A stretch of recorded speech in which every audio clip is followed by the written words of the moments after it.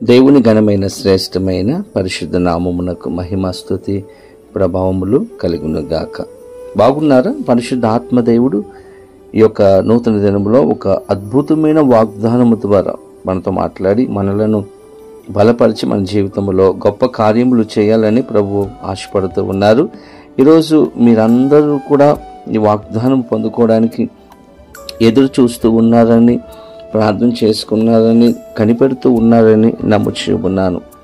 దేవుని బిడ్డలారా, ఈరోజు ఉదయం లేవగానే ఎంతమంది దేవునితో సమయాన్ని గడిపారు? ప్రతిరోజు దేవునితో సమయాన్ని గడపండి. ఈ కార్యక్రమాన్ని మీరు సబ్స్క్రైబ్ చేశారా? ఒకవేళ చేయకపోతే ఇప్పుడే సబ్స్క్రైబ్ చేయండి. ఇంకా అనేక మందికి షేర్ చేయాలని ప్రభు పేరట మిమ్మలను కోరుతూ ఉన్నాను. ఈ దినం ప్రార్థన చేసుకుని పరిశుద్ధ ఆత్మదేవుడు మన కొరకు సిద్ధపరిచిన శ్రేష్టమైన అమూల్యమైన వాగ్దానమును ప్రార్థనా పూర్వకముగా పొందుకుందాం. తలలో వంచండి. ప్రార్థన. పరిశుద్ధుడానికి వేలాది వందనాలు, స్తోత్రాలు ప్రభువా. ఉదయ కాలంలో మీ సన్నిధికి వచ్చి ఉన్నాము. ఈరోజు మాతో మీరు మాట్లాడి బలపరిచి ధైర్యపరిచి సహాయం చేయమని యేసు నామమున అడిగి వేడుకొనుచు ఉన్నాము మా పరమ తండ్రి, ఆమేన్. ఈ దినం దేవుని వాగ్దానము అపోస్తలుడైన పౌలు తెస్సలోనికీయులకు రాసిన 2వ పత్రిక 3వ అధ్యాయము 3వ వచనము. ప్రభువు నమ్మదగిన వాడు. దేవుని స్తోత్రం. చక్కని వాగ్దానము. చిన్న మాటే గాని అమూల్యమైన శక్తివంతమైన వాగ్దానముగా ఇక్కడ మనం గమనిస్తూ ఉన్నాం. మన దేవుడు ఎవరంటే నమ్మదగిన వాడు.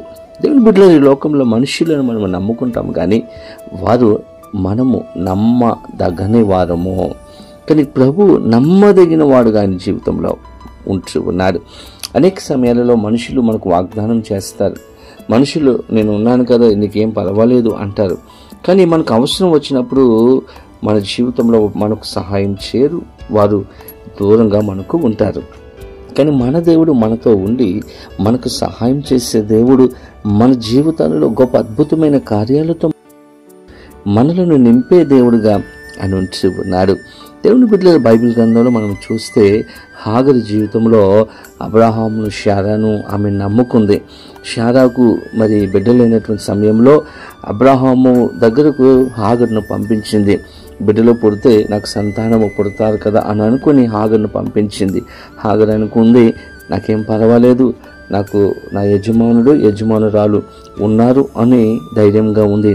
కానీ ఒక సమయం వచ్చేటప్పటికీ శారా హాగరును బయటకు పంపించేసింది.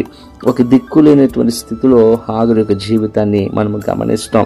మనుషులను నమ్ముకుంది, వారు బయటికి పంపించేశారు, ఇంటి నుండి త్రోసివేశారు. అరణ్యంలో ఒంటరిగా ఉన్నటువంటి సమయంలో నమ్మదగిన దేవుడుగా ఉంటున్నాడు. దేవుని బిడ్డలారా, మన దేవుడు ఆమెను విడిచిపెట్టలేదు. ఆ అరణ్యంలో హాగరుతో దేవుడు ఉండి సహాయం చేసి ఆమెను ఆశీర్వదించినట్లుగా హాగరు జీవితంలో మనం చూస్తాం. నిజమే, మన దేవుడు మనలను విడిచిపెట్టేవాడు కాదు, మనకు దూరంగా ఉండేవాడు కాదు, కానీ మనకు దగ్గరగా ఉండి మనలను దీవించేవాడు, ఆస్వాదించేవాడు, మన పరిస్థితులను మార్చేవాడుగా ఆయన ఉంచుకున్నాడు. కాబట్టి మనుషులను నమ్మవద్దు, కానీ దేవుని నమ్ముకోండి. ఆయన నమ్మదగిన వాడు. ప్రతి విషయాలలో సహాయం చేస్తాడు, కృప చూపిస్తాడు. అటువంటి కృపా సహాయములు పరిశుద్ధాత్మ దేవుడు ఈ వాగ్దానం వింటున్న ప్రతి ఒక్కరికూ అనుగ్రహించును గాక.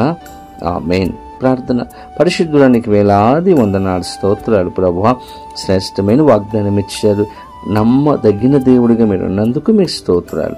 ప్రతి వారి జీవితంలో అద్భుతమైన కార్యములు చేసి సమాధానము, సంతోషము అనుగ్రహించమని యేసు నామమున అడిగి వేడుకొనుచు ఉన్నాము మా పరమ తండ్రి, ఆమేన్. తండ్రి, కుమార, పరిశుద్ధాత్మ త్రియేక దేవుని యొక్క దీవెన ఆశీర్వాదము సదాకాలము కలుగునుగాక.